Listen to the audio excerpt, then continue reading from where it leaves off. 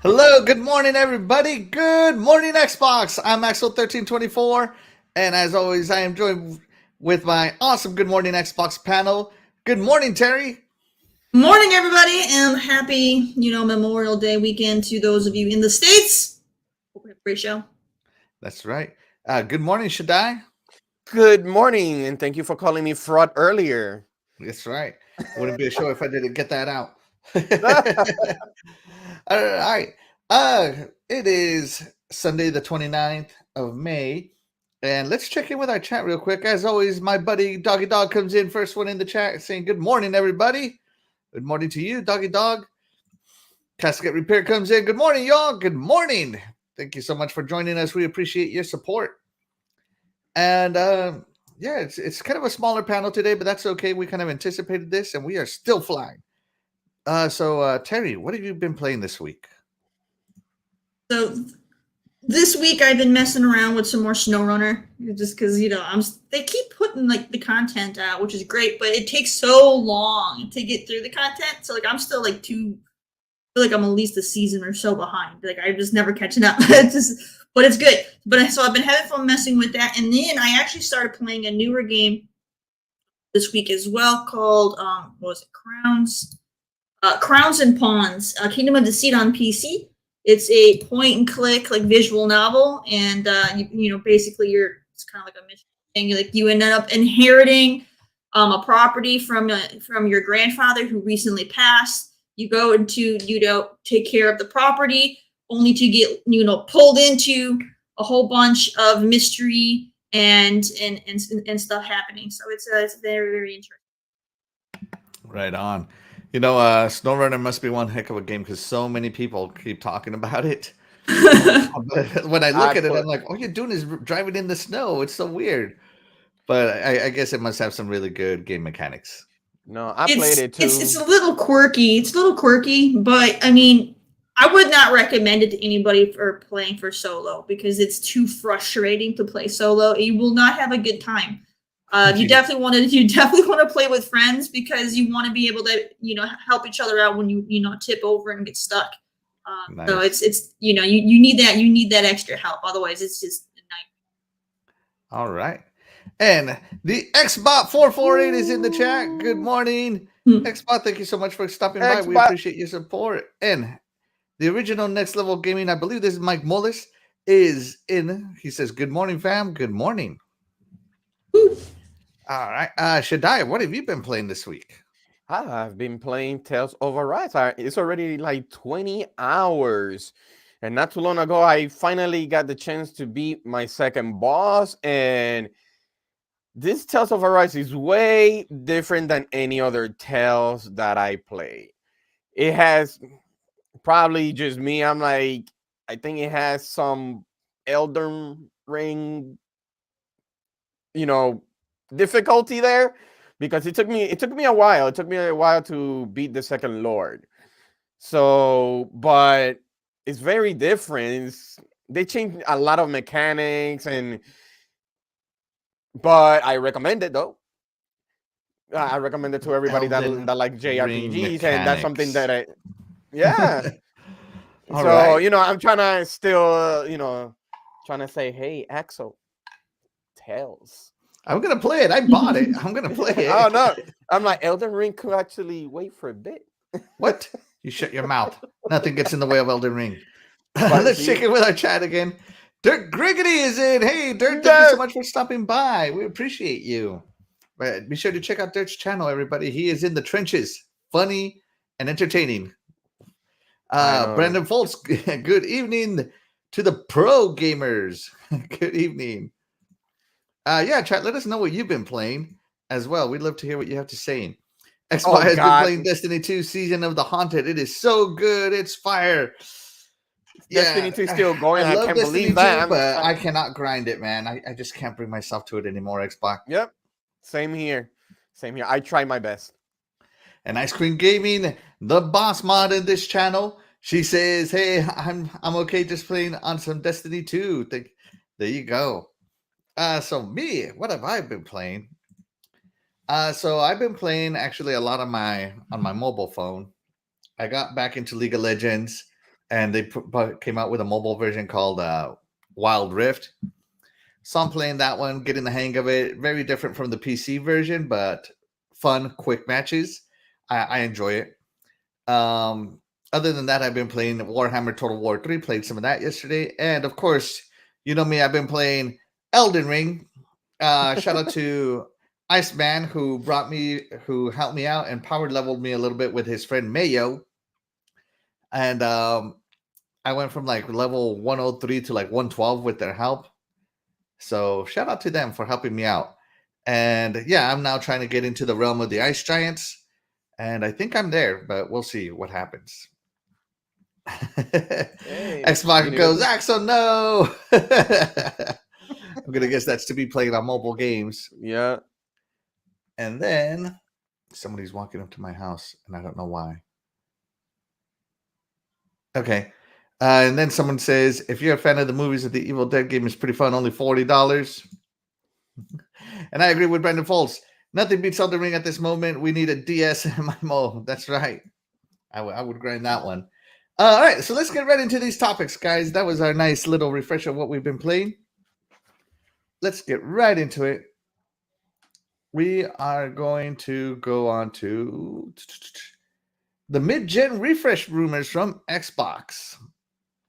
So there was a report from PPE, and I don't know what that stands for. It's a Polish website. We're guessing that it stands for Polish Personal Entertainment or something like that. I think it's Polish Entertainment. Polish. They would put Polish on there twice. Pretty much, just trying to make sure that the person knows that it's actually Polish. I mean, to be fair, it very well could not. The words might not even, translate to begin with a P in English. You know what I mean? That's right. Yeah. All right. So according to Polish Entertainment, this is from GameStop, and TCL apparently thinks that PS4 Pro and the new Xbox are coming out in 2023 and 2024. And it comes from this news conference they had. Let's load up the Twitter. Oh, no, it won't load. It won't load the Twitter. Whatever, you can see it. Let's see, share this tab instead. There we go. So you can see here during one of their things that they have Gen 9, which is the current gen. This is the Xbox and the Series X, Series S, and the PlayStation 5 and PlayStation 5 Digital. And they're talking about Gen 9.5, and this is about 8K TVs. So they apparently think that, by that time, the consoles should be rendering 2160, which is 2K, at 60 to 120 frames per second, but they can output 8K 120 frames per second. And it's going to be something equivalent to an RX 7700 XT GPU. Terri, Yes.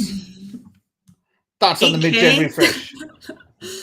I don't even know why they're trying to push that, man. Like, they can't even support 4K. But I'm against it.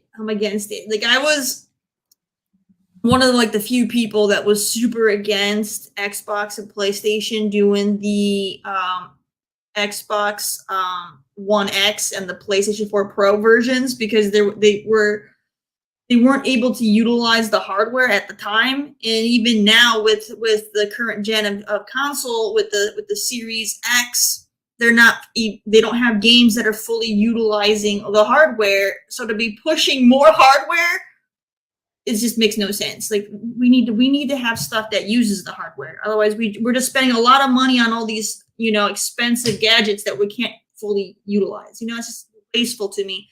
And 8K is ridiculous. It's like I said, the games today can't even properly support 4K. So what makes them think that they're going to be able to pull off 8K? It's just foolishness in my eyes. You're muted, Axel. Yeah.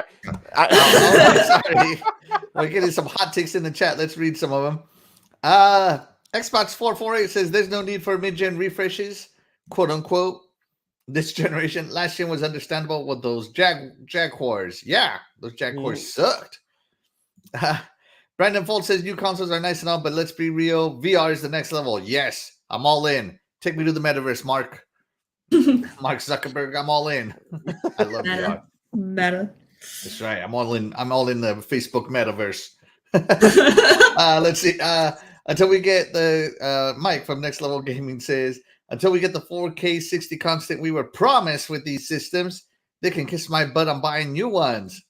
And Back from the Dead says, good morning, everybody. Good morning, Back from the Dead. Thank you so much for stopping by. I can't say that I disagree with any of these takes, but let's see what Shaddai thinks. Shaddai, let them know what you think. Okay.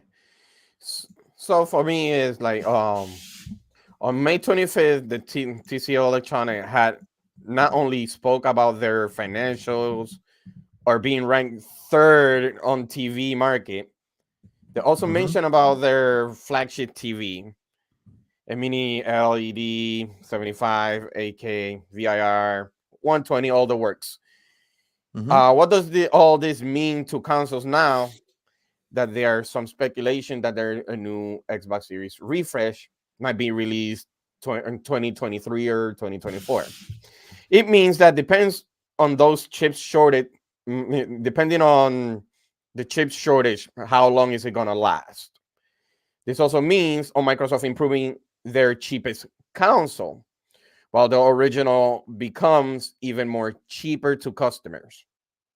At this moment, we see the cheaper console being on the shelves available, while the most expensive one is not available due to shortages. Let's not forget, also due to scalpers.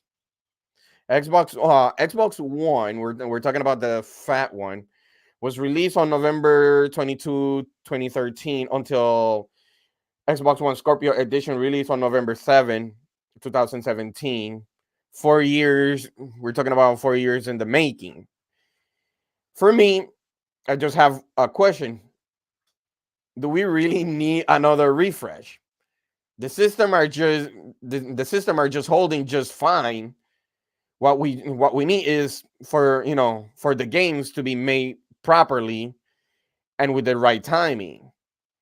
I can see the revised version of the console the revised, I'm talking about the release of the new revised console actually being released 2024 and not 2023. When things are pretty much coming back to normal. And that's what I actually think about this whole thing of the mid refresh, even though they can keep, right now they can keep up with the demands. So that's what I actually think about all this, their speculations and pretty much all that. That's what I think. And muted again. All right. It's also in the no cap. It's so funny because as soon as you said muted again, like that instant, I'm like, am I muted? And I look down and I see that I am. Yeah. All right.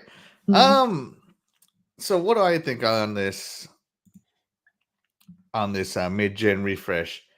I don't think it's going to happen. I don't think it's real. I think this is just TCL preparing for a just-in-case scenario.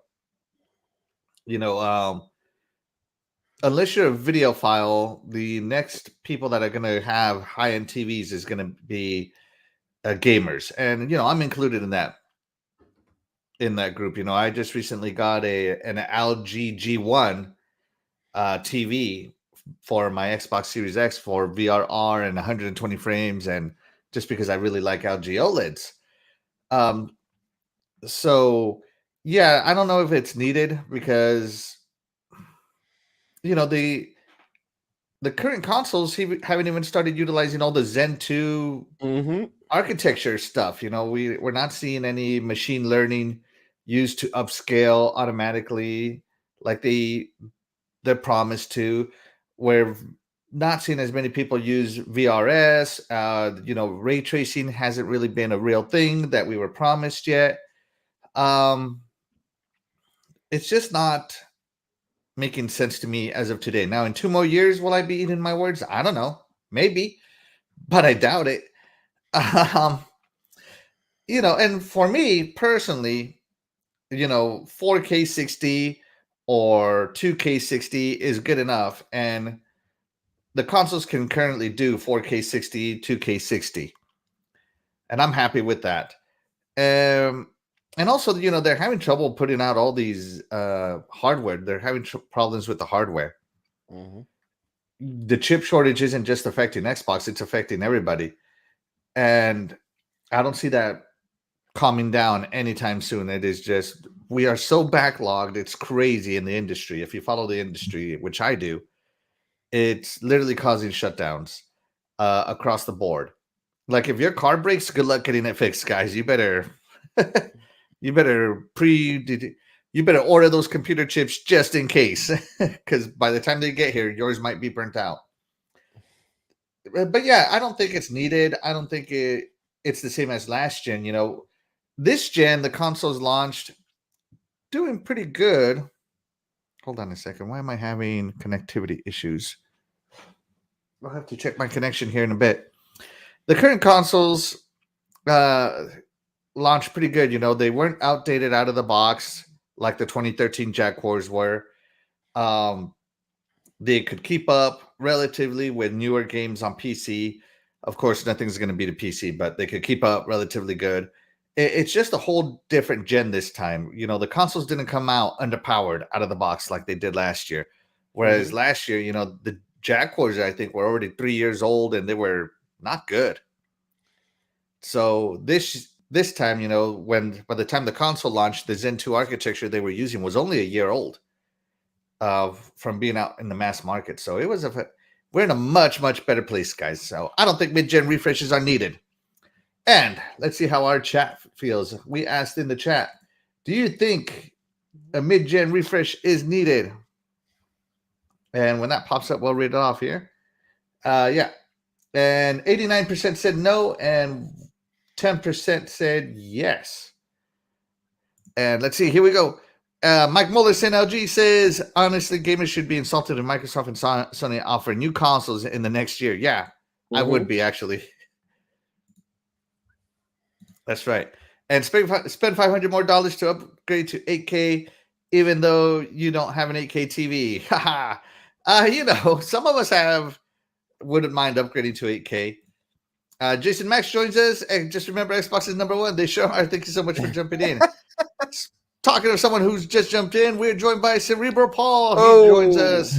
Paul, good morning. Morning. Yeah, I'm still recovering from last weekend because I got a little bit of the con crud, so I sleep when I can. Did you catch that sleeping with somebody at the con? I wish.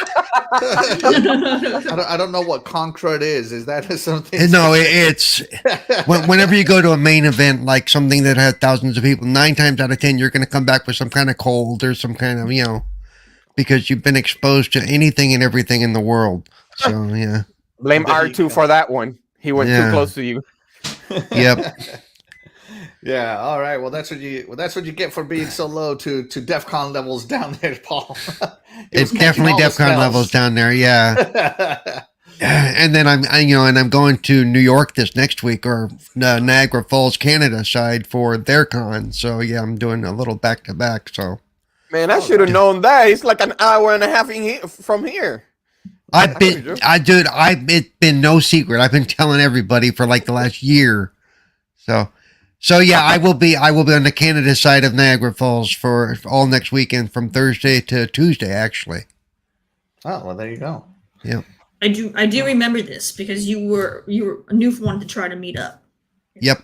And Mag was supposed to be there, but he may be busy, so he probably won't, which is kind of sad, but I will be meeting with a bunch of other friends, some ambassadors, some not. So if you happen to be in the Niagara Falls area or can get over there and you have a good passport, hey, you know where to find me, at least during the day. So that's okay. I'll take the ferry. I don't need to go around. Yeah. Well, I'm only gonna be on the Canadian side. I'm not gonna see the New York side of the falls. So. No, exactly. I just take the ferry and just go to the Canada side with no problem. Yeah. Well, don't you still have to have a passport for that right now? They know me already. They know me already. Wow. I don't think that's how it works, but hey, whatever. Yeah. He just walks up to the Canadian. Yeah. Girl, Hey guys, how's it going? Hey Morris, what's up? Hey. They know my With- face. With his accent, he starts saying "a" lot. Hey. Hey, right, so, it's Shaddai, So we're talking about the mid-gen refreshes, Paul. But first, let's check in with Yeah. some of our chat here. Let's be honest, they are just now getting these consoles out on the shelves consistently, and that's from NLG Mike Mullis. General Spartan jumps in. He says there doesn't need to be a mid-gen refresh. There's enough trouble trying to get these base consoles out to the masses. Agreed. And of course, General Spartan jumping in. Thank you so much. Fun Speculation, the Mav joins us. Thank you so much for your support. Fun Speculation, we appreciate you. And Paul, what do you think about this next gen refresh? This is coming from a TCL report. I think they were talking out their ass. I mean, no, I think they were basing it on previous history, which ain't given any other normal cycle may happen, but I don't think it's going to happen. I don't think, especially within the next year or two, because like it's been mentioned, they haven't been able to get enough consoles in the hands of the people that are, that are wanting one right now. There may be some slight hardware changes, especially we already know that Sony has talked about switching to a slightly cooler chip, a smaller version to and stuff like that, whether they've already done that or not. I don't know if you want to consider that a refresh, but if anything does a slight refresh or a slight update on some of the hardware in the system, it will be them. I don't see Xbox. There's been no whispers of Xbox saying we need to fix this or we need to change this at this point. So I don't see it happening officially as a refresh of any sort on either side. So. Agreed. Agreed. Couldn't agree with you more here. Yeah, okay. Unless anybody else has any closing thoughts, I think that's going to do it. I think we're all in the same boat here. No, we don't need a mid-gen refresh. We can't see why. We can't justify it, and my wallet can't justify it either at this point. Yeah. Plus, all the stats they were giving, like you mentioned as I came in, nobody has an 8K TV, and given the situation right now, economically, can't see that being a big deal for the next few years. Right. And all the other stuff they talked about, you're like, I don't see it. I think I think it was more them going, gee, this would be nice, more than anything. And then probably trying to sell their cheap TVs too. So there you go. Hey man, TCL makes nice TVs. I think they're number 2 or 3 in the US. They're number 3 in the TV market behind Samsung and LG. There you go. So they're big players. So is that in quality or quantity though? I mean, think about that. Okay. Look, all I know is I stood in line in Best Buy to get some TCL TVs for my nieces and nephews. All right. So it's quality. Okay, got it. Quantity. Yeah. Yeah. Terry, what you got? What? No, I thought you were going to say something, or were you just talking to your cat? No. I didn't say anything. All right. With that, we are going to go right into...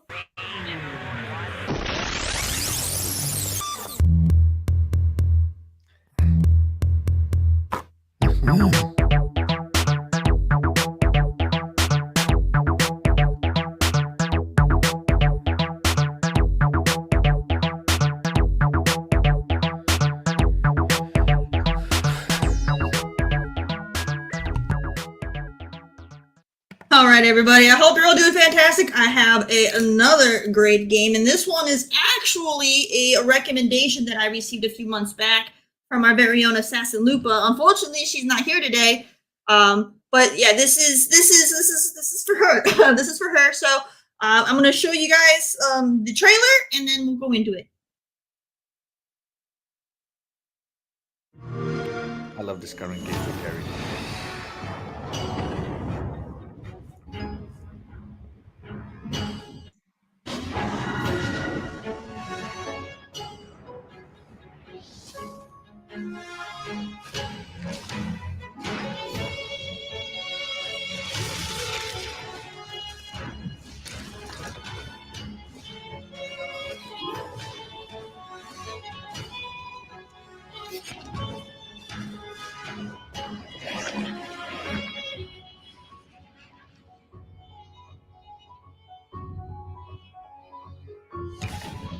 opening like little dimensional portals.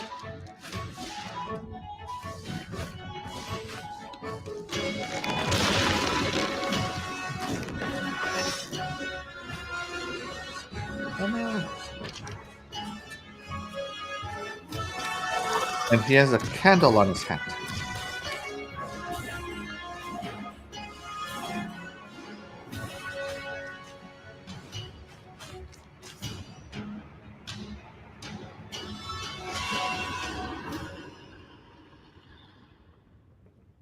Unbound, Worlds Apart. What interesting. All right, so there you have it. So Unbound Worlds Apart is a puzzle platformer, as you guys could tell. So this is going to definitely pique the interest of those of you who like, games like the Ori games or anything like that. It is quite challenging, so be prepared for those of you. Like I would have no patience; I would rage quit. But for those of you that like these kind of challenging playthroughs, go ahead and check it out. The game, you play as a young wizard who has the power to open portals and control properties from each world that you go to, whether it could be inverse gravity or time manipulation and things of that sense. So it's a good time. And one of the biggest draws to the game is the fact that it has hand-drawn visuals, which is a lovely thing to see. And it is a $20 game that you can pick up on PC, Xbox, PlayStation, or your Nintendo Switch. All right, what a fantastic little game. It looks like the style reminds me of the platforming style. It reminded me a little bit of Ori, and I love me some Ori, but you say it's harder than Ori. I don't know, but I'm not gonna say. I didn't say it was harder than Ori. I said if you like a challenge, because Ori to me is too hard. Okay then. So I should be normal. It reminds me a little bit of Rayman Legends and Trine, a little bit of Trine like that. There you go. Let's check it with our chat, right? The Gina comes in. If it isn't my favorite podcast member, Paul. And Paul. And Paul. And, wow. Thank you, and Gina. Go sit on a potato, Gina. Okay, there you go. Hey, this character model looks a lot like Gamco from Arcus Chroma. I've never heard of Arcus Chroma or Gamco. I'll have to look them up. Have not. It reminds me. I don't know how well if you guys are familiar. There's a game called Magica on PC that I played. Years back. Yes, I remember Magica. It reminds me of that a little bit. Only a platformer, but. All right. Well, there you go. Be sure to check that one out. Another awesome indie spotlight from our indie expert Terri. And with that being said, let's move on with the show. Up next, we have Project Keystone. Now, this article right here comes to us courtesy of Windows Central. So, Ches Corden, who is an Xbox insider, he has all the deets to everything. So, Jess has been saying for years that Xbox is working on an app for your TVs or a streaming stick or something, right? And then some data miners got a hold of some publicly released updates. And they data mined it, and they found Project Xbox Keystone. And as you can see Durango, which I believe was the Xbox One, Scarlet, which was the Scorpio. So yeah, you got a lot of these actual projects in there. And it turns out that it's not exactly going to be a stick. It's going to be like a little mini console, kind of like maybe like a Roku. That attaches more to like Amazon, the Amazon, the second one, the special one, Fire Stick, whatever that's called. The dot? You mean the dot?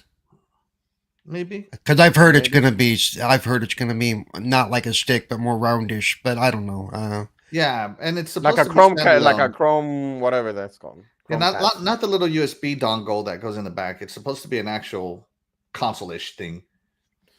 So it's a streaming box. Got it. Yeah, it's a streaming box. Here's a little conceptual picture of it. It's basically just a streaming bypass through, if you ask me. Maybe has some small hardware in there for the controller. That's all I can think of. And it's for the Xbox streaming, and it's supposed to work for TV apps and Xbox cloud gaming. So that's kind of cool. Xbox has been wanting to get their Xbox TVs and movies. Sorry, not Xbox. Microsoft movies and TVs to grow, and this could be a big growth margin for it. But let's go down right the panel. Who wants to go first on this one? Terry, tell us. What do you think? Okay.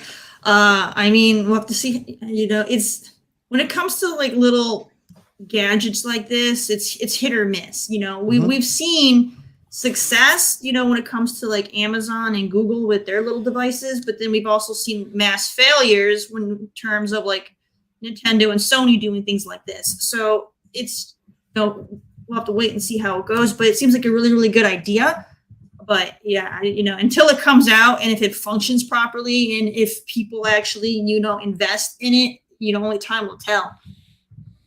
All right. And I think I remember hearing that they were making a dongle as well. So that's what I heard. Right, it's more dongle-ish. Yeah, so it might be a different thing that they're doing.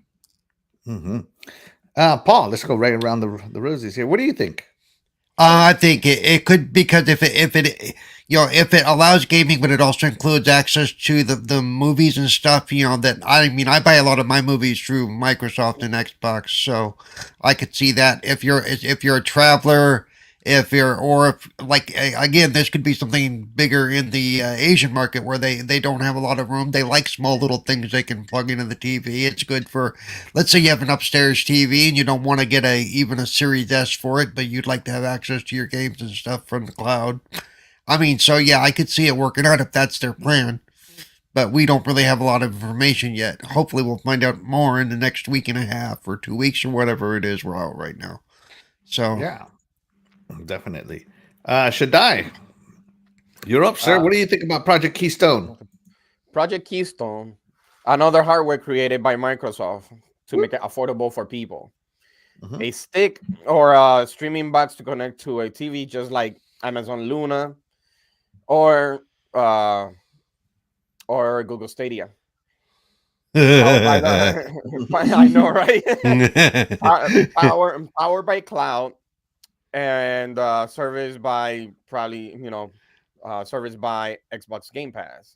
Microsoft at this moment want Game Pass to be accessible to everyone.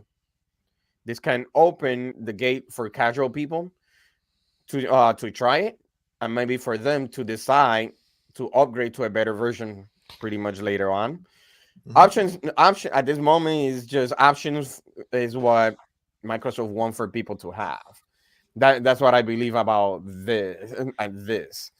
So mm-hmm. they want to create as many hardware they want in different size forms or accessible. And this is one of them that probably is a little bit more of a cheaper version, cheaper hardware and all that. Yeah, well, and if it's cloud-based, who said, you know, they may not have a need to upgrade later, depending on how good their internet is. Also, mm-hmm. price point's going to come into play. I can see it being somewhere between 100 and 150, and including a controller, so you can do the gaming. Yeah. Well, yeah, but you know, the hardware for the dongle probably isn't that expensive, so I could see that. You know, I wouldn't be surprised 75 or 100. You know. I wouldn't be surprised if they keep reselling the Xbox 360 controller just to be on the cheaper side. No, because they don't produce those anymore. It's all about the zero latency controllers that we have with the Series X. I will sell everybody my non-working Xbox 360 controllers. Because I know Jess said that it might be an Xbox OS, so it's gonna be lesser power than anything. So I wouldn't be surprised if it was like that. That's the reason why I mentioned the Xbox 360 controller. I mean, the Xbox OS is a slimmed down version of Windows 10 and 11. Right. So, Windows 11 just stripped down. We're missing everything essentially, which is great. I love it that way. Let's check in with the chat real quick. It's Timoth version 2 joins us. Hey Timoth, thank you so much for popping in. We appreciate you. The Timbot. Welcome, Timbot. Yes. Fastback OG and LG podcast joins us. He says, good morning, Xbox. Thank you so much for joining in. We appreciate you. And he says, I would buy this for trips and use on other TV. Yeah, I think that's kind of the purpose of it. Let's see. The Gina says, I would get one for my daughter's game room. Should be a lot cheaper than a Series S, and they will play immediately or worse, break. Oh, play intermittently. Sorry, intermittently. Sorry. Let's see. That's a big word for Jenna. Did you have some help spelling that there, Jenna? The web browser automatically spell checks. Crazy Greek dude joined in. He says, "Hey, all, the restaurant down for the weekend. Got to sleep in. Hey, fantastic." And he's guessing that it will be 89 or 99 with the controller included. So, Because yeah, how much is Luna at this very moment when it comes with a control? You know, when Luna it comes was with free. controller? You get Luna is a subscription based thing, not a Yeah, device. Not a device thing. Right. Yeah, Luna is free, but I think the But it does come with a controller, right? No. You're thinking That's what I Google Stadia. Yeah. Crazy Greek dude goes, not everyone has a TV good enough to operate the app.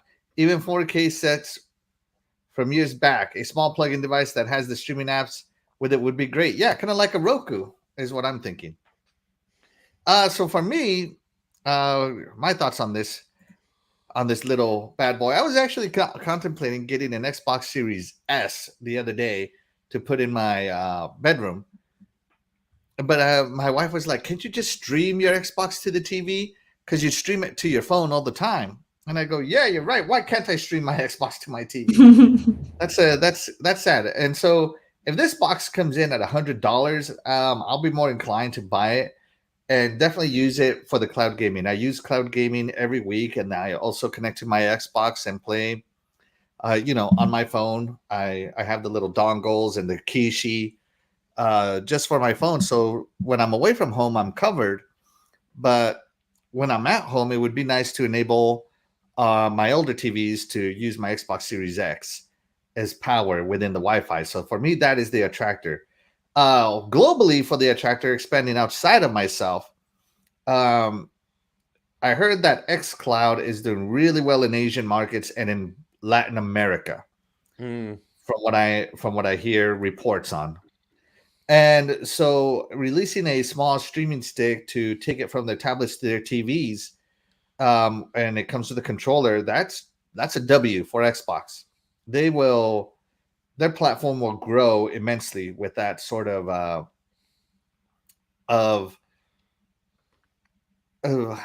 product that they provide to their customers.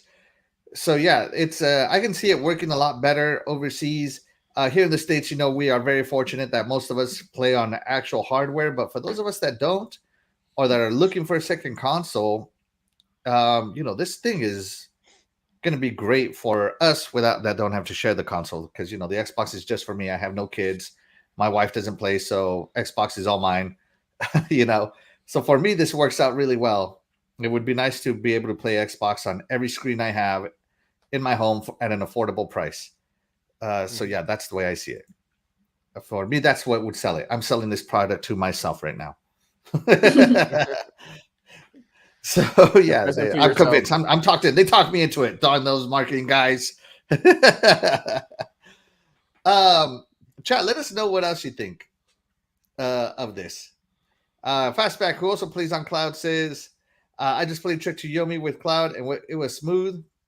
Yeah, a lot of cloud games are becoming much, much smoother, especially over not Wi-Fi, but over cell phone data, because I play on my phone all the time, places that don't have Wi-Fi, and it is becoming a whole lot smoother than it used to be. I might do an update video to my cloud gaming review. Anybody else got anything on Project Keystone? Not at this moment. All right. With that being said, we did a poll in the chat. Let's end that poll. I always do polls, and I'm trying to manage like 10 screens at once, guys. Give me a minute. In the poll, I asked, do you think Project Keystone will sell well? 91% say yes, and 8% say no. So there you go. We got some doubters, some unbelievers in the chat. I'm just kidding, guys. Or maybe an error. I pressed the no instead of a yes. That's right.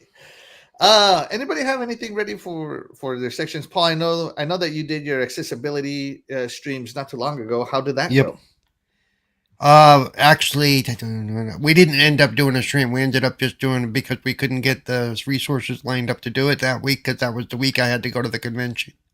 So let's see. Later today, we're doing Forza, and we're highlighting, of course, again the accessibility there because we're ending GAD Day was last week, so that ends tomorrow, day after tomorrow for the month, and then let's see what else is going on. Then not a whole lot. I mean, really, that I'm still half awake, or half asleep, as the case may be. All right. So hopefully, we're hoping to line up. We were trying to get some of the Forza actually the devs on with us, but that didn't work out. So hopefully soon we'll have some. We're gonna try to get some devs even outside of these special months or whatever where they highlight accessibility, because it's not like the rest of the year I'm perfectly fine and I'm not a disabled gamer, because that's not how it works. So we want to make it more of a topic to always be talked about, especially in the way people review games and talk about games, to make accessibility something that we talk about all the time, not just So right. There, I'll get off my soapbox now. Yeah. Now we do have an exclusive report from Paul that was given to me. If you want the TMZ of this, we're gonna go and take a look at this. This is from the con. Oh dear God! Loves his pizza. No. He loves pineapple. No. And I'm going to kill Dread or Clowns or whichever one sent that to you. What's going on here, Paul? I thought you were team no pineapple. I am. You should have heard him. He's like, Paul, look, Paul. I'm like, no, I'm not looking. You. Of course, guys. This is just us doing a little fun from the Mega.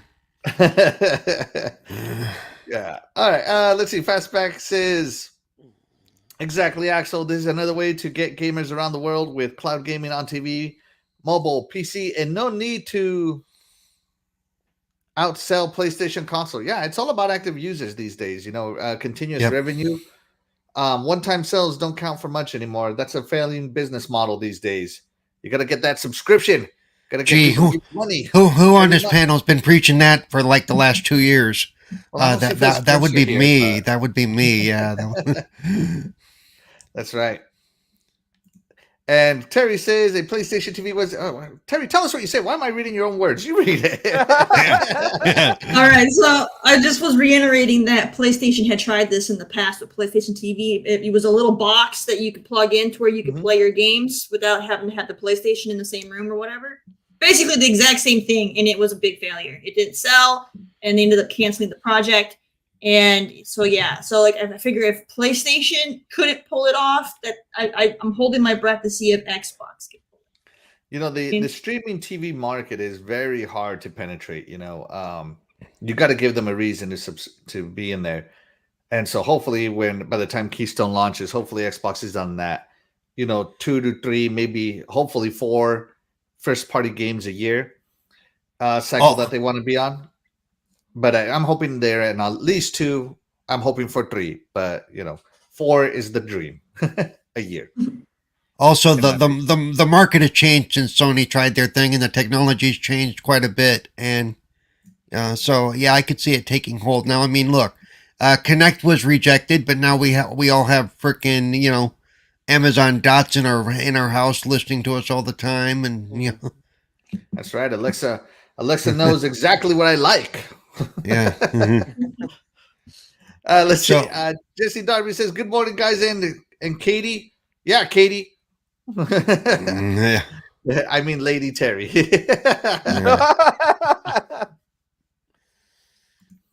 And Jason Max asks, "Why is Microsoft taking so long to make a streaming device? What's so complicated about it?" Anybody want to take a shot at this question? Why? Well, one, they want to make sure it works right. Ask Google for that. Yeah. I think the streaming device, I don't think it's more complicated than what they have, other than optimization. But I think the most complicated part of it, to be honest with you, is content. Yep.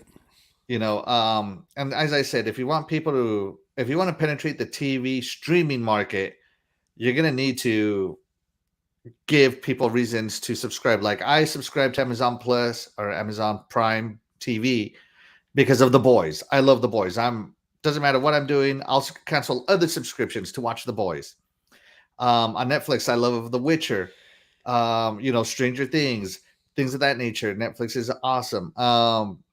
Disney but Plus, I think Xbox is going more for cloud gaming than they are for. Yes, they want to include their movie offerings and stuff, but I think they're more about the gaming, availability. I think that's going to be gaming reasons. That's going to be their niche. The niche is going to be, hey, you can game on your TV and you don't have to spend 200 or 300, 500 bucks to do that. Mm-hmm. And right now with the inavailability of the consoles, that could be a big selling point for this Christmas period coming up.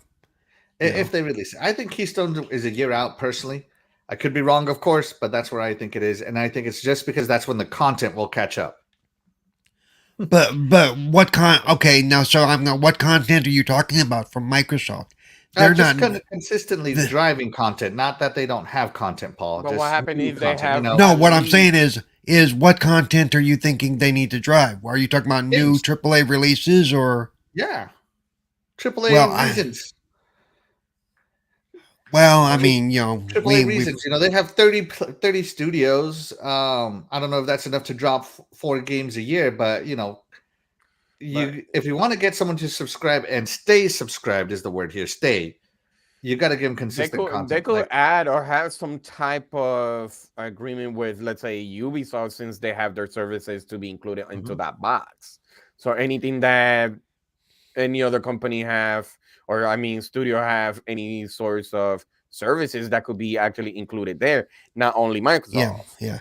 And I don't think they're gonna put off possibly putting themselves into more homes on the name of, well, we need to wait till we get some more of these games to drop consistently. I really don't think they're gonna do that. I think they'd rather have the stick in the home and then say, okay, and a lot of people that are going to get this are already probably going to have some version of Game Pass, which is what's going to go on the stick probably initially. It primarily is Game Pass, and give you access to the movies and stuff that you can already rent or own. Like I already have quite a bit of a collection on my Xbox or in my Microsoft account that I go back to and watch periodically. Yeah. So yeah, I see your point. Definitely. I don't know. They should release it. I think they have enough content pre-existing, to penetrate the market. Yeah. But to stay relevant, they're going to need consistent content. After the delays of like Starfield and all that other stuff, they need to find something else that they can get people to want to get hyped for this holiday season. And for a lot of people, it's not going to be a big deal, but for other people, like you said, maybe putting it upstairs in a kid's room or, whatever, or putting it in your bedroom so that, you don't have another box in your bedroom. I could see it filling that niche for a relatively cheap price, so. Yeah, we'll imagine if your parents, instead of buying you a $300, I don't know what it was back in the day. For me, it was a $400 Sega Saturn. Imagine my parents buying us 2 Sega streaming things, Yeah. One for me, one for my brother, and that way we each had our own instead of sharing. That would have been nice. But yeah, that's just. I think the device is great. I think it's going to do well, personally. Let's check in real quick with the chat. James Rembert says, hit that like button. Yes, definitely, guys. Be sure to like, subscribe, and share this stream out. We really appreciate it. Rain G4 says, sliding through. Hey, thanks so much for sliding through, I guess. Let's see. Can mobile be used to stream to your TV like YouTube? I'm unsure. I haven't tried to do a SmartCast from my phone to my TVs yet. I'll check it out, Fastback, and let you know. I would assume so. Well, some apps block the streaming. Oh, well. Yeah. Good morning. Where are my people, asshole? Yeah, we're all here. What are you talking about? We're here. We're all young people. Jesse Darby says, good morning, chat. Thank you so much for coming in. Dreadpool comes in right after we showed that video. We must have done the video, the Dreadpool summoning video with that. And Pineapple that's Paul what you video. get for saying. That's what you get for saying his name 3 times in a row. Jesus. Dreadpool joins us. Thank you so much. And by the way, be sure to check out Dreadpool. He was on Lemon Show 108 Dragons TV yesterday. Fantastic show. Be sure to check it out, guys. Check it out. And Dredd and I sat down this last weekend and did a Breaking Bread with Dredd. If you have not listened to it yet, it is a fun show, and we tried to steer away from all the drama that was going on in the industry and just have some fun, and we did, and we had some really, really bad food, by the way. Dredd, we need to redo that at a better food place, man. I'm just saying, you know. It was awful. It was God. It was. Is it because they didn't have pineapples, Paul? I think that's what made it bad. No, it was bad. It was like the worst pizza ever. Jason Max says they will probably want a family plan in place too. Yeah, absolutely. I hope they come out with that family plan soon because I am subscribing day one on that one. I mean, I'm already subscribed. I'm just upgrading, I guess. Greek Dude has a counterpoint for you, Coolcat Terri. He says, wasn't the PS Plus device pretty much a PS Vita for TV but could only stream PS4 from the same network? Didn't it include the streaming apps? I don't remember. I just remember pallets on sale. Okay, so basically the way the PlayStation TV was intended to work was so that way you could access playing your PlayStation Vita and PlayStation 1 games on your TV. It was basically PlayStation wanting to be able to take PlayStation Now and make it available on your other devices, much like Xbox wanting Game Pass going through the Keystone. It's the same concept, but only it was PlayStation was exclusively just Vita and like PlayStation 1 titles, I believe. So I feel like if they had pushed the actual PS4 titles on it, it probably would have done better. But it's because it didn't offer the PS4 titles. People were like, I'm not going to get a thing for Vita and PS obsolete. So it didn't sell. But it's the same idea. PlayStation Now on a device, Game Pass on a device. It's basically the same concept. There you go. And yeah, I agree. I think it's what PlayStation Vita and Plus tried to do. I think Xbox is just much better equipped to do it. Splendiferous says, yes, y'all are my people, but where's my AssassinLupa? Yeah, she sent us a DM this week telling us that she's waiting for a restraining order on some guy named Splendid to come through, and she'll be back then. Just letting you know. I'm just kidding, Splendiferous. She had an appointment she couldn't miss, and because the show is in the middle of the day, her time, of course she had to miss the show. So yeah, and there is no Memorial Day holiday over there for them. It's just a regular Monday. Yeah, they had their bank holiday. They had their bank holiday a week or two ago, I think. Yeah, I think the only memorial thing that she had, Lupa, was the the appointment. Yeah. She had to memorize that. Oh, jeez. Sorry. Can we mute him now? Yeah, I'm on it. I got you right here. No, I'm just kidding. All right, let's move on. I think we've talked to this topic to its finale. Let's move on to what is kind of a bit of an upsetting report, but at the same time, I've had time to sleep and calm down, and that is the Xbox passing on Marvel first-party games in 2014, according to an executive. Now, this comes from Windows Central, right here. And basically what it says, I'm just going to go through the bullet points here, guys. It says, Spider-Man game on PlayStation had become a critical and commercial success for Sony, Insomniac Games, and Marvel.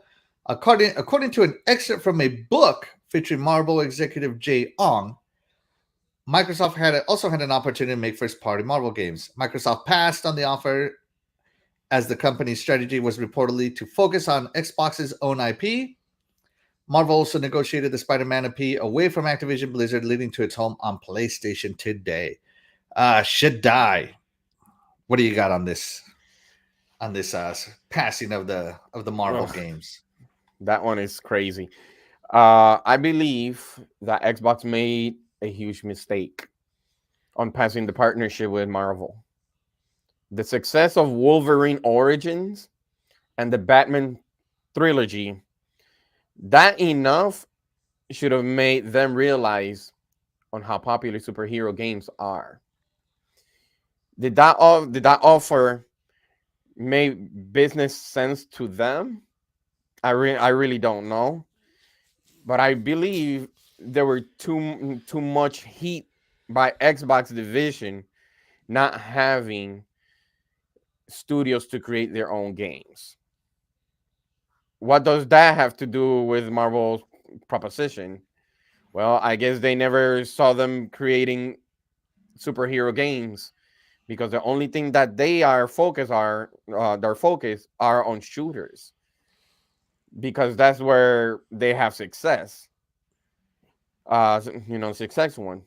Mm-hmm. They're not used to having a drastic change like that. I bet now they have been regretting it after all the movie successes. And if it wasn't a Spider-Man game, it could have been a Punisher game if they would have had a partnership with Marvel. That's my take on it. Yeah. I agree with everything you said. Terri, because I don't know how you're doing on time. Let's get your view next. For me, I think people have to remember of what was going on at the time. This was a time when the number one rhetoric that Xbox was always hearing is about how they have to have first party. You have no first party games. Yep. So it makes sense that they would try to put more focus in trying to, come up with first party games because that's all people kept harping about. And to be fair, no one would have known at this time that what the new Spider-Man was going to be like. Because if you look at the history of the Spider-Man games, prior to this point, you had games like Web of Shadows and Shattered Dimensions, the Amazing. Those games are nothing like what Insomniac did for Sony. So you would have just, it would have been easy to, be like, yeah, I mean, it's not as, big as, Batman. So it wouldn't have been something that would have been like, we had to jump on this situation. So, I feel like it's one of those things where, looking back on it, they probably might feel bad about it now, but at that time, it wasn't a priority. It was all about trying to get more studios so they can get more first-party titles because that's what everybody and their grandma was harping them to start doing. So, grandmas, you know what I mean? So, it's I don't know. Like I think it makes sense that they would have passed on it back then. Spider-Man wasn't that big of a selling franchise at the time. And, and like I said, they want first parties and they were not looking to sell the IP to them. They work with them for licensing. So, it just didn't make sense at the time.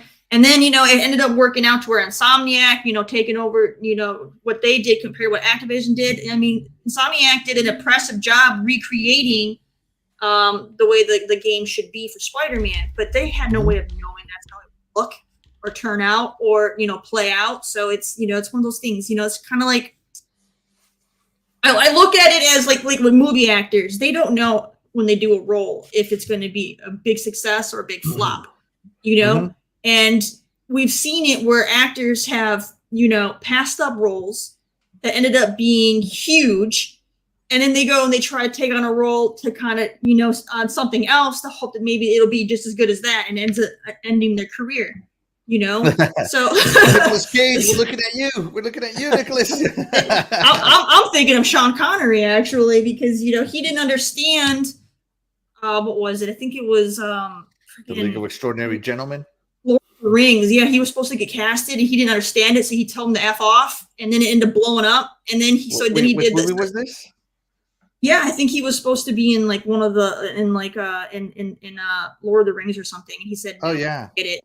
And then he ended up doing, like you said, the Extraordinary Gentleman movie, thinking, okay, well, I don't get it, but it's in the same vein, so it's going to be magical. And it was, not good for him. And then he stopped acting after that. So to me, Spider-Man is. I feel like Spider-Man, at the time was kind of like that same thing where it wasn't that big. The game sold, but it was no Batman Arkham. It wasn't. No, it wasn't. And, so, I don't think that they missed this because they had no way of knowing it was going to blow up, Right. They had no way of knowing. Paul, what do you have to say on Xbox passing up on Marvel? Well, the other part of that I don't get is where we are in the timeline with Sony's rights on Spider-Man, because if Sony already had rights to Spider-Man, would Microsoft at the time be willing to basically put money in Sony's pocket? Well, By Sony licensing what would be at then their IP at that That's point. why I would say. That's why I say if it's not Spider-Man, they could have created a Punisher game. Well, Sony only has the Spider-Man rights to movies, not to video games, not to merchandise, and not to comics. Only movies. But okay, but still, if the game would have been a movie tie-in or whatever, it would, I don't know. I mean, we really don't have enough information on why they turned it down. But to what Terry makes some good point, they could have at that point looked at the history of Spider-Man games and went, because just saying, well, superhero games are doing great right now is no by default reason to say, well, let's make a superhero game because hey, let's look at Marvel's Avengers. A superhero game for the sake of being a superhero. Yeah. A superhero game for the sake of being a superhero game is not always a good thing, as we found out. No matter how hot the property is at the time. It just, But also that Wolverine Origins, when it actually released, it was actually a really good game. It was. But again, hindsight is 20/20, so you can't say, well, they should have known. Well, no, they really had no basis to know, Right. Yeah. So the way I'm going to say this is I'm looking at the timeline. So 2014, right? So 2014, Xbox was still under the Windows division, ran by Terry Myerson, and we all know how much we love that guy. Oh, yeah. Great guy. Great guy. So Xbox had Terry Myerson, they had Don Matrick, and head of games was Phil Spencer. And, Don Matrick and Terry Myerson just could not run a good video game company, in my opinion. And Xbox was struggling for funding at this time that they basically were thinking about killing it off in 2014. And I believe late 2014, early 2015 is when Phil Spencer came into prominence and he became a vice president and all that. So I feel like this deal just came a little too early in the game for a gaming guy to see potential. Remember back then, Xbox was under the thumb of Windows and couldn't really do much without Terry Myerson say so. And Terry hated the video game division. He saw no reason for it, right? Because it wasn't productive. So in 2014, I don't see how Xbox would have been able to get anything first party. I mean, we're looking at probably some of the more dire years of Xbox when the funding was down. The Halo Gears Forza era was beginning. Fable was on its way out. Everything that wasn't Halo Gears Forza was being contracted to third-party developers. Games like Crackdown 3. What's that robot game? Titanfall? No. Well, Titanfall was EA, but that wasn't contracted out. You're looking at Rise, Son of Rome being contracted out. Dead Rising 3. Dead Rising 3 was also that. Jesus, it's that game that was supposed to be like a really good platformer, and it turned out to be really bad. Not bad, but not everybody's cup of tea. Why can't I think of it? A platformer? Yeah, it was made by really. Let me see, Xbox. Are you talking about Yooka-Laylee? No, but Cameo, Bridge of Spirits was also coming out from Rare. Oh, and that one was not very well received. And what about Recore? Recore, yes, Recore. Yes, thank you. Recore. Yeah, Recore was contracted out. Now, I personally think Recore was a good game, but it wasn't a fantastic game. So the funding was down. Xbox wasn't putting out the type of games that the competition was putting out, neither in quality or in graphical fidelity. So I don't see who in Xbox could have taken Spider-Man, given it the proper funding it needed, either internal studio or externally, to make it what it is today. So I think Spider-Man, for the sake of being a great Spider-Man game, went to the correct studio, Insomniac. and has a good contract with Sony, and I think that's the way it's going to stay. Did they miss out on this? Yes, and I blame Terry Myerson for it. Is it a now? Yeah, it is, in my opinion. Let's check in with our chat real quick. We had my Iconic Video Games podcast panel member, Princess Zelda, come in. Good morning, Princess Zelda. Thank you so much for joining us. Thanks for your support as always. We love you here. Jason Max says to focus on their own IPs. It's been 9 years. What IP were they focused on? Halo, Gears, Forza, baby. They also have first right of refusal on Rise. Back then they were doing Fable Legends and they were doing Scalebound. So they had games in the pipeline. They just weren't coming out. Some of them just didn't see the light of day. Nothing you could do about it in the position Xbox was in 2014. SSOD sold poorly. I don't know what SSOD stands for. Anybody? Solid state of drive? No, I'm just kidding. I don't know. SSOD sold poorly there. Were not many consoles out there. If it happened in 2017, probably a different story. It can't change the past. Solid state of decay? No, it's not. Yeah. That's what I was thinking. Talking about state of decay? Mr. Kino, exactly my point.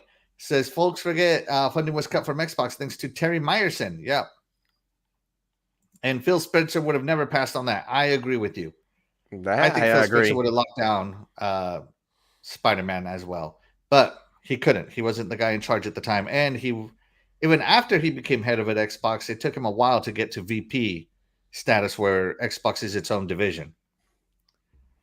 Yeah, it took him a while to really get the trust of the higher ups to say, okay, let him do this. Let him do his vision. Yeah. Yeah. Crazy Geek Dude says they took an L. It was out of their control. A bad role. You take it and move on. I agree. You're going to move on. Let's see. What do we got else here? I understand, but Sony could have talked Marvel out of it. Back from the dead. In case you guys don't know, Bioshock the Collection is free on the Epic Game Store till June 2nd, so be sure to pick it up. In case you didn't know. I'm very surprised it's not upscale to 4K 60 or XN. It would have been nicer. Yeah, definitely. Oh, Sunset Overdrive. That's what he's talking about. Yeah, Sunset Overdrive. Oh, yeah. Okay. Thank you. Let's see. Which with this hierarchy of Microsoft, they would take it in a heartbeat. Yeah, current division would. Guys, we reached a little point of our show where we got to say goodbye to one of our panel members because she has to go put the top down, enjoy the sun, and open her hood up in the parking lot. Let's go to Coolcat Make it sound so bad. Yeah. Dude, what the world? Yeah, don't get arrested. Don't get arrested for putting your hood up. Put my top down and my hood up. Oh my god, dude. Okay, so all right, guys. Yeah, I'm taking off. I gotta go to a car show. For those of you who were not grasping what he was, trying to say. But thank you guys. I hope wish you all the best. Hope you, for like I said, those of you who are doing Heat for this weekend, enjoy that.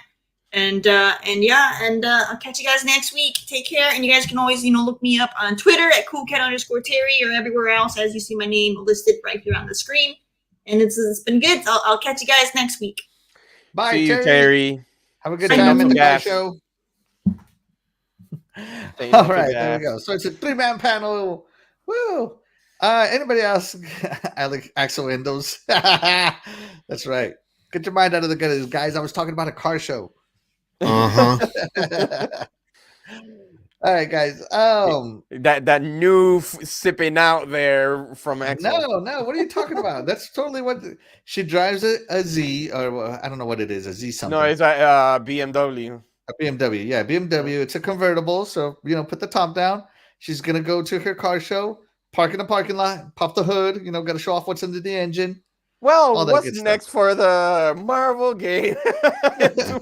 Too much explanation. All right. Anybody else got anything else to say on this Marvel games? Xbox passing on Marvel first party games. So obviously Sony locked down Spider-Man. They locked down Wolverine. Xbox has not locked down any Marvel property yet. I think they should. I'm hoping X-Men they can lock X-Men down because I love the Uncanny X-Men. And of course, as always, they should lock down Batman. Just flat out lock down Batman. Batman's a W, no matter which way you see it. Might as well just say lock down Rocksteady. Yeah, well, I know that Xbox would not be interested in buying studios if they didn't come with IPs, and if WB is not willing to give Xbox the DC IPs, I don't think they're going to buy a studio because then they could just build their studio. Just saying. That's my impression of Xbox purchasing. Paul, would you agree or disagree with that statement? Yeah, I think they really do need to try to get WB if they can, but it needs to come with the IPs. Yeah, or at least exclusive rights to the IP or something. Right. Maybe even if they had promotional right, that's still a plus because we've seen how that works in the company's favors when they do that. Sony still does that. You see them that a game that we know is cross-platform. When you see the ads, it's PlayStation. Yeah, and then a lot of people misunderstand and they think, well, it's only coming out for PlayStation. So there is power in that ignorance. I should, as rude as that sounds, Right. So, because at the same time, I think Microsoft isn't stupid enough to cut off a possible funding source especially for games like Fortnite and stuff, or the service games, because why would you we've already seen that they're not going to be cutting off Call of Duty. They're not going to be because they would be cutting off a major resource, income resource, and that's stupid in the name of exclusivity, and they know that. Money's money. They don't care where it comes from as long as it comes in. Right. Yeah, I agree. I think I'm just saying. I think they need to lock down. I think they should definitely do some. They should do some exclusives, but yeah, it'd be nice if they could lock down those. I'm tired of every year hearing what WB might be doing or might be going. I'm really tired of the rumors. It's like, let's do something, please. Anybody. WB did sell. They sold to Discovery. Yep. And now Discovery's looking at selling the gaming IPs. So let them do their thing. Man, I was might really as well just take the whole that thing. World Wars game from Discovery. Yeah. Yeah. Sorry. What were you going to say? Me, nothing. I didn't have anything on mind. Just that, for companies, that always happens. They lose their opportunities, and but sometimes we gotta think of what was going on back then on why they pass up. It usually happens either something big or something small. So that's something that happens every single time, and all that. It's like just not too long ago, they just pass on Crystal Dynamics. Now Embracer got them. It could have been a new competition, maybe. My friend Laura could have come home to the Xbox. Exactly. But they didn't. So they didn't. Or do sex. You know what I mean? Well, right now there's a lot of reasons they have to pass on a lot of stuff, and the big one is being the Activision deal. The Activision, exactly. The Activision. So right now, as always, Kotick ruining my gaming. Everybody. And look at now. Last week we were talking about pretty much EA. They're trying to look for sale. So I know there's a possibility they might pass on that too. Because of and I don't know how much truth there is to that either, but it's it's always that's just testing the water to see the interest of the industry. Come on, right? I want Xbox to be like a wrestling. You guys ever watch wrestling where like Ted DiBiase would come out? He's like, everybody's got a price. You guys remember those? Oh yeah. That's right. I wish that's the way Microsoft would roll around. Everybody's got a price. I can't do the Ted DiBiase laugh. All right, so that's gonna do it for the Spider-Man. So I did post a poll in the chat asking, did Xbox take an L by passing on Spider-Man? 56% said no, and 43% say yes. Yeah, once again, for me, I do think they took an L, but I don't think the current regime had any choice but to take the L because the previous regime was just not interested in gaming. Right, you have to look at the whole picture, not just going, gee, they could have had it. Why didn't they take it? You know, there's more. There's always more to the picture than that. Right. You know. All right. So that's going to do it for our scheduled topics, but I do have a backup topic to add sometimes. And this is more of a fun. I wish I had a little like burning intro. So today we're going to. I might make one. Hey, but I do have one going down in flames in the Twitterverse. On the Twitter. We have the Kotaku ratio from Xbox Game Pass. I love this one. I won't even say their name. I won't give them breath out of my mouth. You won't give them the breath out of your mouth. All right. No, I refuse because they need to go the hell away. They need to go. Kotaku getting ratioed. So Kotaku, in case you missed it, that was awesome. Kotaku said, after years of hype, the Xbox Game Pass burnout is here, with a link to a clickbait article, which I will only summarize. I will not click it. As I have already clicked it, I won't give them another one. Tell me and Xbox Game Pass says, tell me you limit yourself to only AAA games without telling me you limit yourself to only AAA games. And you can see the Kotaku article has 4,000. Hold on, I don't think you can see this. Let me zoom in. It only has 4,600 likes here. Please do me a favor, people. If you have not read the article, please do not click on their shit. Seriously. Do not I will summarize it for you guys. You do not need to click it. And, you know, Xbox says, tell me you limit yourself to only AAA games without telling me you limit yourself to only AAA games with 62,000 likes. And that's what we like to call a ratio. And then the next out, Entertainment comes in with their own golden ratio graphic. In case this is a statistical thing, guys. In case you don't know, this stands for the golden ratio, where everything is balanced as it should be. I thought it was a drawing of an eye. No, that is the golden ratio in statistics. Look it up. So, yeah, Kotaku got bodied. Guys, talk to me about Kotaku getting bodied. Who wants to go first? I'll let Paul. Talk to us about the Kotaku getting wrecked. I actually wish that Xbox wouldn't have driven so much traffic to them. Seriously. I love what Xbox said. I love what they did. But again, all it ended up doing was driving more traffic to the site and to the tweet and giving Kotaku exactly what they want. They want the attention. They don't care about facts or reality or anything like that, you know. There you go. Let me summarize the article in a nutshell. Basically, two journalists said that they were unsubscribing from Xbox Game Pass because of the delay. I'm not going to say who they were because I only remember one of them. I don't remember the second one. But basically, two tweets. They wrote an article instead of doing research. They wrote an article based on two tweets, and they made an assumption that Game Pass burnout is here, which is total lie, right?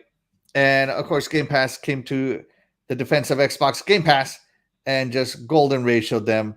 There is no mass exodus of Xbox Game Pass just because people tweet. You know, that's not really evidence, because I would assume that for every one person that unsubscribed, they got two or three to subscribe. So Xbox Game Pass is in a growth trajectory, and I haven't heard anything believable, anything tangible to believe that it is on the downtrend. So that's why Kotaku's article is so bad, and that's why Xbox got to body them, and then Exile came in with the golden ratio. With that being said, Shaddai, what do you think of this issue? This was awesome when I first saw it. This was awesome. Because the thing is that when I first saw it on Twitter, it reminded me of a friend of mine that kept saying, I want this console just because of exclusives. And I'm just only exclusives. And I'm like, okay, but what about the others? And like, yeah, but the thing is, the ones that you get the most experience and all that are pretty much exclusives. So when I first saw it, it reminds me of that. And I'm like, yes, but there are some of them, exclusives that are not good, but the third party are better. Elden Ring. Anyways, so you know what I mean. So for me, they deserve that because they're talking up their butt, about that. Come on, Right. Come on, stop trying to say some nonsense. If you're a gamer or whatever, you play anything. But I am with them. They're limiting themselves to get other type of experience other than exclusives. Mm-hmm. Come on, right now, especially at this moment, there's not a whole lot of. If you look at it, there's not a whole lot of exclusive release compared to any other year, previous years. So I would counter that, but okay. Yeah, I don't know. There's I don't know, but let's put it that way. That's the way I see it. But they deserve it. Even in exile, other than the golden ratio, they actually replied to another person and say, "Did somebody hurt you?" Because some of them, because they were trying to say that's very unprofessional of you guys to say. Yeah, but why unprofessional? You can't be unprofessional in Twitter. Twitter isn't really. There's no limits. Yeah, there's no limits. Yeah, there's no limit for professionalism there, because everybody is kind of crazy. You're going to Twitter is a battlefield, a wording battlefield. It's you against me and the rest of the world. If you want to partake, if you want to get in the trenches, you got to go to Twitter, man. Pretty much. You're gonna the gaming trenches is what I'm talking about, guys. You're gonna be a front line. Twitter, you're gonna go front line. So for me, I like that, and for that supposedly unprofessional. No, that's what they got. What they deserve. Talking on that nonsense. So that lets you know how they are. I love that they clapped back. Yep. Oh, me too. I'm very surprised that no other studios actually jumped that. I would have got even better. I would have imagined. Like I said, the only downside is it drove more traffic to Kotaku, which was the only real bad side to the whole thing. But but that lets they can have their 15 minutes of fame. Let's check in with the chat real quick, guys. Tony Grosso joins us. He says, "What's good, everybody?" Thank you so much. Isn't that the guy that they ratio? No, I'm kidding. That's the other one. I bet Microsoft says Game Pass has 30 plus million subscribers on June 12th, and the Kotaku article will be history. Maybe not. We'll see. Xbox, they usually don't give scheduled updates on Game Pass numbers. They just I think they give updates when they're very close to a milestone or when they have exceeded a milestone. Mm-hmm. Kotaku are morons. Love to see Xbox counter, and they have every right. You're dang right they do. They do. In response to Paul about Kotaku getting attention, Xbox got attention too. Yeah, the internet was talking about the ratio. Well, yeah, I realize that, but it drives traffic to their site, so it's like to the article. Yeah. Oh, that didn't drove me to the article. That drove me to the comment. Well, to you, yeah, but people want to see what was said. Yeah, like me, I needed to read it. Yeah, and I read it. Yeah, that's true. I read it, but it was like.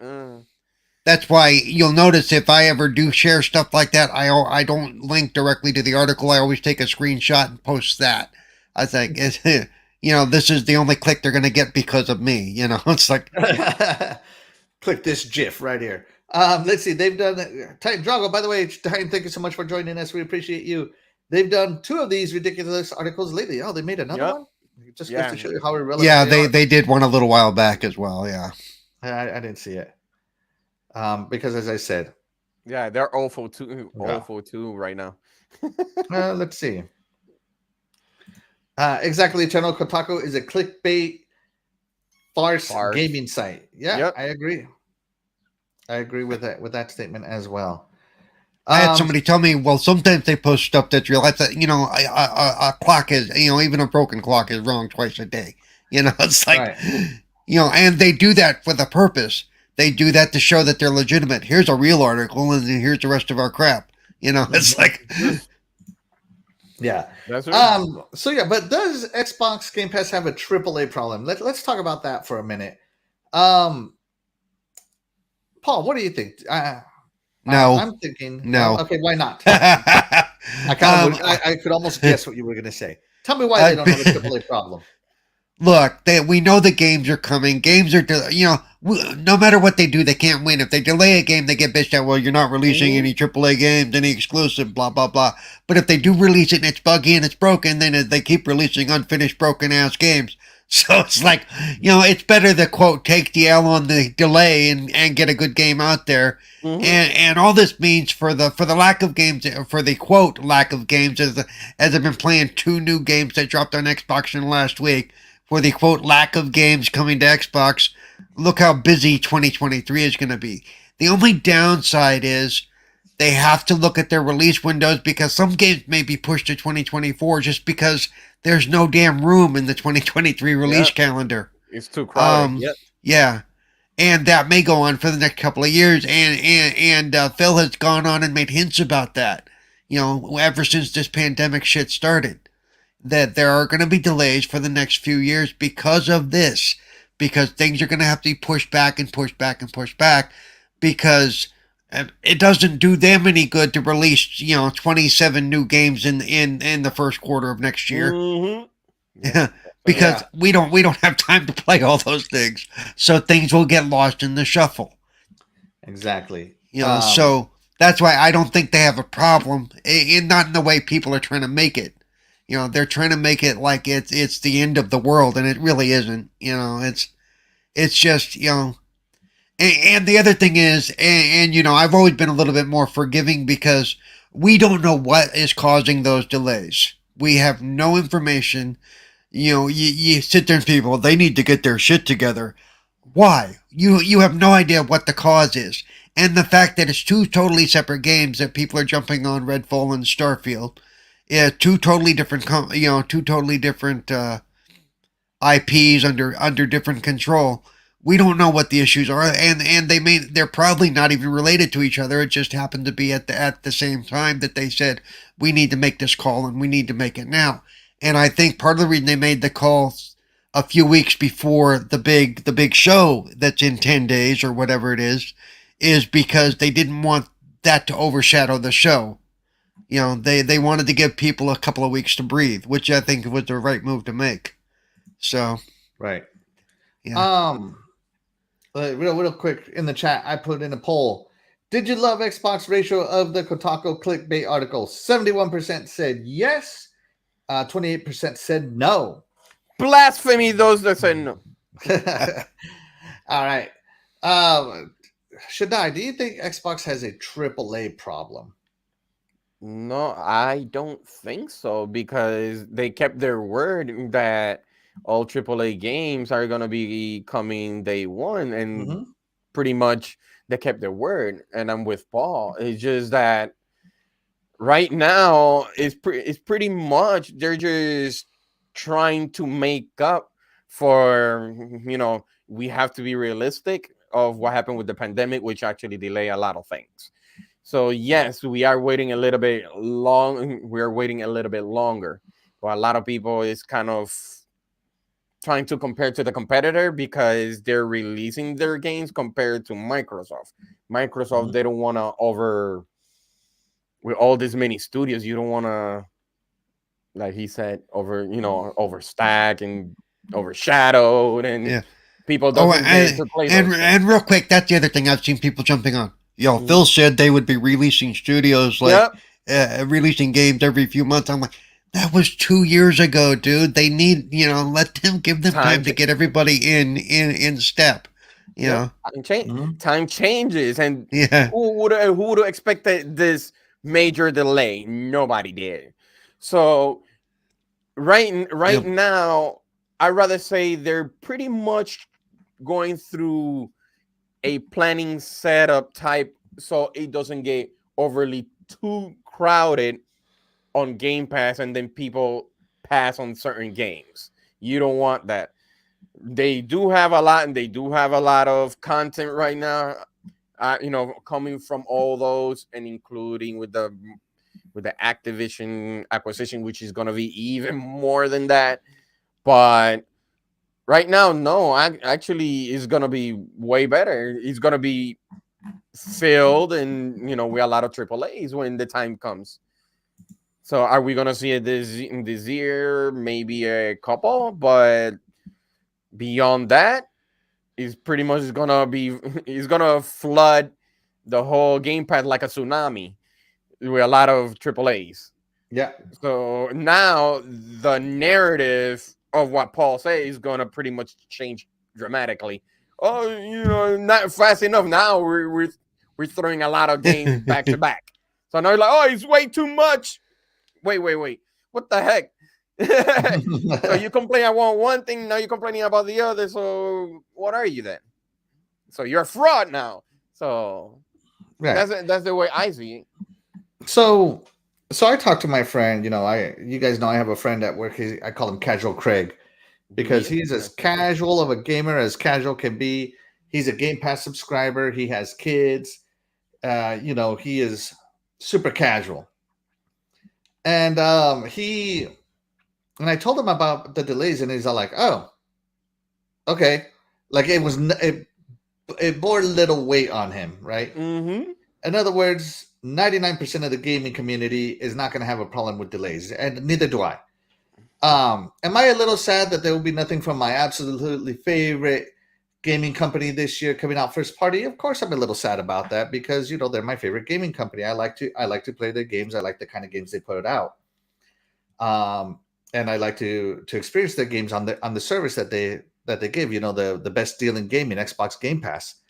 But that doesn't diminish my gaming experience as a whole, right? Like I'm still playing Warhammer 3, Total War Warhammer 3. By the way, a Game Pass title, day one, AAA, and I'm playing it, and I have access to it through my subscription. Elden Ring is the other game I'm playing, not through the subscription, but dang, is it so good. I best $60 I ever spent on a game, recently. And, Microsoft Flight Simulator just came out with the Maverick DLC. I forgot about that. That's true. Yep, I'll be playing that on my show tomorrow. Yeah, I'll be playing that on my show tomorrow. That's right. Let's fly. Let's fly, Paul. I'll shoot you down in Flight Simulator. I wish I could say that, but I crashed so many times, so I got tired of it. By the way, Ace Combat 7 also has a Maverick DLC if you actually want to do some shooting. Hint, hint, wink, wink. And we just got Sniper Elite 5. Tales of Arise, AAA, is on Game Pass. Shaddai, that's your game. Yes, it is. And I don't think Game Pass is diminished as a whole. There is no such thing as Game Pass burnout. There's only real life burnout for me. Trust me, I do not burn out from playing video games. Nobody does. Right. So I don't think they have a AAA problem. I think it's good that they're addressing this without shame. Phil was adamant that Halo Infinite was going to launch with the launch of the Xbox Series consoles. And the hard decision came to delay Halo Infinite so that it can launch in a better state. And I personally enjoy Halo Infinite. I think it's one of the better stories. It's probably, I would rank the story elements in the Halo Infinite right up there with the best ones that 343 has made. And it's definitely the best Halo 343 has ever made, combat-wise. Yep, I loved the story. The story was awesome. Yeah, I actually went through it. Yeah, I actually went through and did that entire story. Yeah, it's incredible. It's incredible, guys. Don't let these, the multiplayer, that's a different thing, but that's a whole different crowd. I'm the campaign crowd, and I loved it. Same here.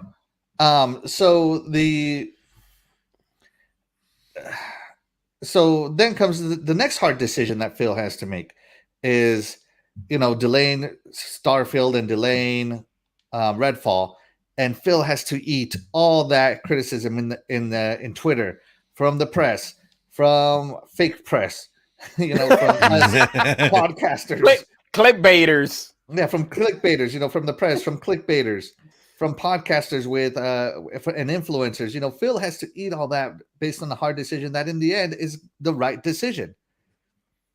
So I am personally happy for all these people that say that Xbox has a management problem, blah, blah, blah. managers make hard decisions, and I think Phil has made one of the hardest decisions in giving us, in essence, as of today, nothing from Xbox first party for the sake of the future. And to me, that takes some cojones to be able to eat the vitriol comments that are going to come out of that decision. And I don't think Xbox has a first part AAA party, especially not Game Pass. Holy cow, man! You know, because I Pass is can guarantee you, Phil had a lot of the same questions we have. Mhm. Basically, starting with, "What the hell, dudes? You know, what is the Come on. problem?" Yeah. I mean, it's not like he sit there calmly and, "Oh, okay, I'll go let him know." You know. Do you think Phil downgraded Todd Howard from God Howard to just Man Howard? Yeah. For the delay. Now you're a demigod, okay? You're not the full thing demigod. anymore. A demigod. Demigod Howard. Yeah. Let's check in with the chat real quick. Let's see. What do we got? If we got anything relevant to the chat here. Do you guys think Starfield would still have come out 11/11/22 after the October 28th Modern Warfare 2 launch date? Could they have coexisted less than 2 weeks from each other?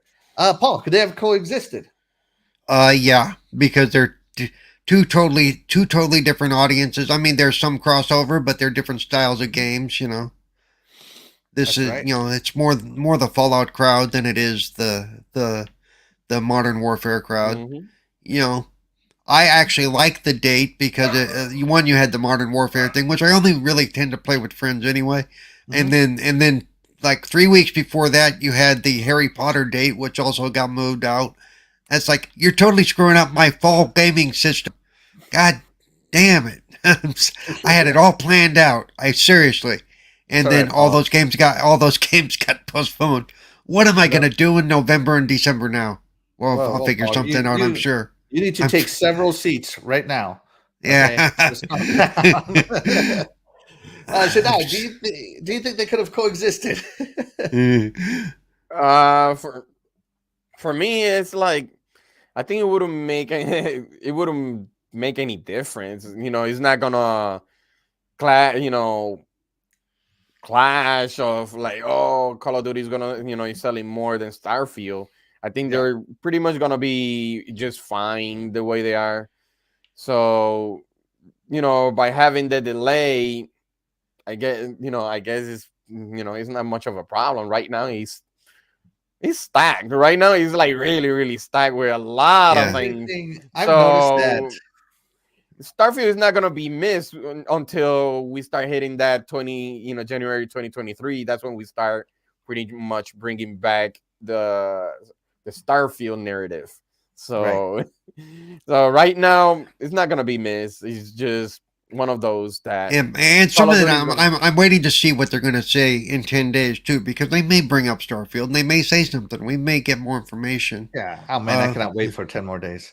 Yeah. Exactly. So I wouldn't be surprised for that. I'm just like I said, that's more of the first Todd Howard game under the Xbox Game Studios umbrella. Yeah.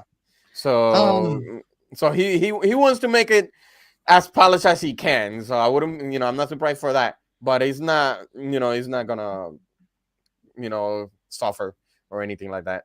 Call of Duty is there, so that's Microsoft money. If they open up the show with the song "It's the End of the World as We Know It," then we know we have issues. But I don't think that's going to happen. Holy, wait a minute! Not talking about that. Not talking about that. They trying to say somewhere along the line, somewhere there on Twitter, frontliners, that between November or December the deal might be closed. Yeah. So, and that falls on the same timeline that I originally gave. When it all started, everybody went no. But then again, like I always say, nobody listens to the cripple. They really don't understand that I really do have an understanding for how this stuff can work. Mm-hmm. It's like, stop it. Paul, even a clock is right twice a day. That's right, and I am definitely broken. Yeah. When I was born, the doctor introduced me to my parents as a unique fixer-upper opportunity. Little did they know. All right.